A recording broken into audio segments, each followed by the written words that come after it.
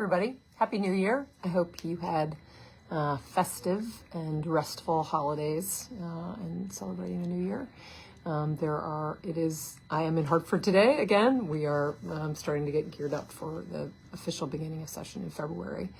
And as I haven't been in here in a couple weeks, it's sort of re-entering and having more in-person meetings in addition to lots of those 20-minute speed meetings that I have been having, a lot of which has reminded me about both those short meetings and a lot of what's happening at the federal level and how it's affecting us, about the importance of pushing back on one-sided, partisan, objectively false narratives that people argue in their own interests. And for me, most readily, of course, that's in those 20-minute meetings with lobbyists where I make a point of, and no shade to the lobbyists, they're coming in to represent their client and their perspective, and people are defending their business and all that. That's absolutely legitimate.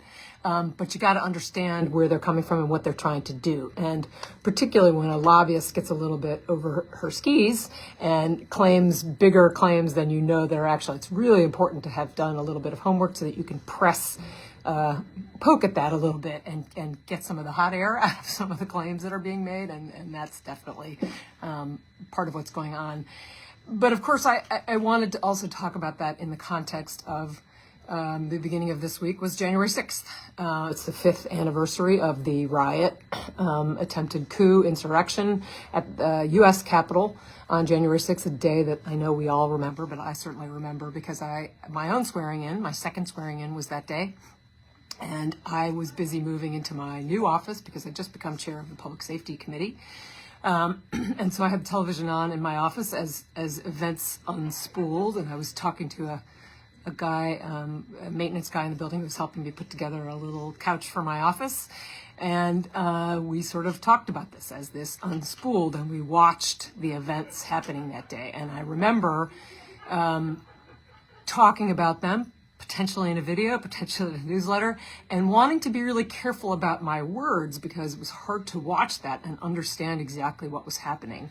And so checking in and seeing that people like former President Bush had used the word, insurrection, attempted coup. There were senior bipartisan leaders who were using those words, and that was important to me to check. And this week we are watching the White House website rewrite that history and claim that an event that sought to nullify the votes of millions of lawful voters, attacked beat and wounded at least 140 police officers, smeared feces on the walls of the Capitol building, and called for the hanging of the vice president, were now peaceful, patriotic protesters. And it's another example of making sure we hang on to what we see with our own eyes and we know to be factual when people try to rewrite that and not lose track of what we know to be the truth. Of course, other events have come along. We have the invasion of Venezuela and the capture of the president of Venezuela, which is a conversation for another time, but certainly raises lots of issues.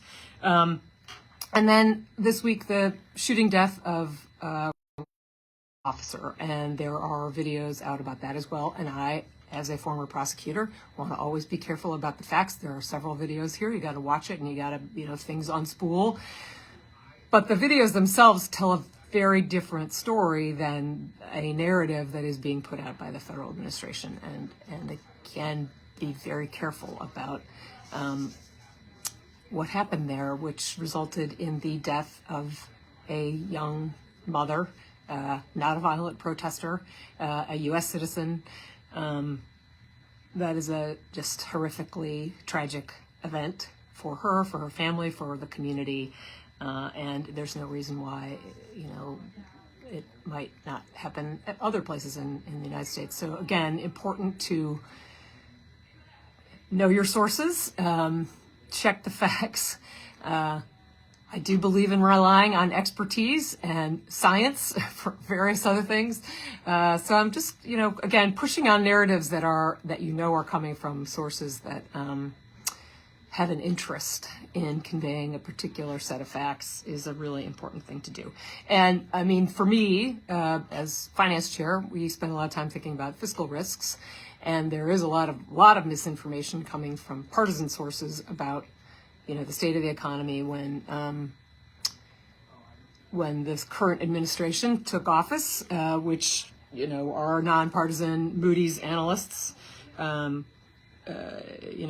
claimed was an economy that's about as good as it ever gets. That doesn't mean that everyone was feeling that and that was trickling down to everyone, and we're very concerned about that. But again, important to rely on nonpartisan facts that as we make decisions in Connecticut for the fiscal future of the state and for the people who live here. So a little defense of facts and science and analytics today. I want to also contrast this with I've had a lot of meetings with local officials this week. I got invited to a coffee with several local first selectmen this week, and a meeting with local EMTs from a variety of the towns in the Northwest Corner. And I just want to talk about how they work together. Bipartisan groups. In fact, in some cases, the EMTs, I don't know their politics, and I don't care. But the selectmen, regardless of their whatever letter came after their name in the election, or whoever endorsed them, they work together. The experienced hands sharing information, support, and good humor with the newly elected ones. Just a really constructive, even where they and the issues we talked about, they don't all necessarily agree on. They're going to take different positions on them, but they were all seeking to help one another out, to share good information, to provide resources of all kinds. And it was just so constructive and rewarding to see that happening in the Northwest Corner with our elected officials, because that's the way it ought to be done. So I'll close on that good note, and hope that I'll see you soon out there, out and about. I'm happy to be back and around and in district. And Happy New Year. See you soon.